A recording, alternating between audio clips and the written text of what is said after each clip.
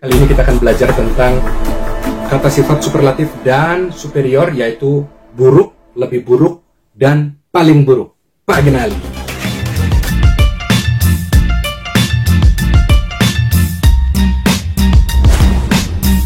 Nah, buruk dalam bahasa Rusia plahoi. Kita tetap menggunakan muskoi rod ya, karena sebenarnya bisa pakai женский rod, bisa pakai средний rod, tapi supaya lebih ringkas nanti tinggal diaplikasikan ke женский atau средний rod. Nah, плохой itu buruk. Misalnya, это плохой друг, это плохой дом, это плохое здание, это плохая девушка. Плохой, buruk atau tidak baik. Bagaimana kalau lebih buruk? Хуже.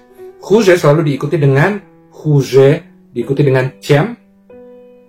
Misalnya, он хуже, чем я, atau она хуже, чем я. Atau bisa juga setelah чем diikuti dengan frasa atau kalimat, misalnya, эта идея хуже, чем я думал. Ide itu lebih buruk daripada yang saya pikirkan, dan lain sebagainya. Nah, itu хуже. Хуже bisa juga kita kita tambahkan di belakang хуже dengan kata benda dengan akhiran rajicilni pajes. Jadi misalnya, ya хуже Антона. Jadi Anton dikasih A.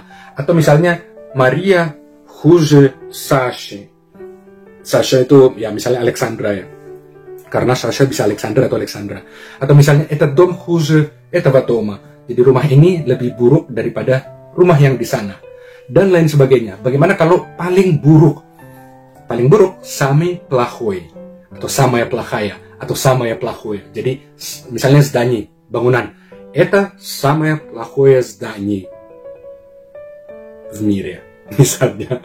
Atau misalnya, это преподавательница самая плохая в моей жизни. Misalnya. Artinya, guru wanita itu yang paling buruk dalam hidup saya. Misalnya, kalau ada. Atau misalnya, жизнь не самая плохая.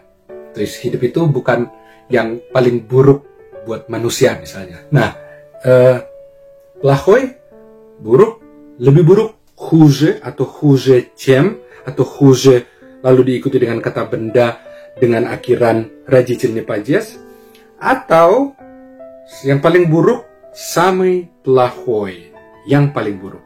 Gitu saja, paka-paka.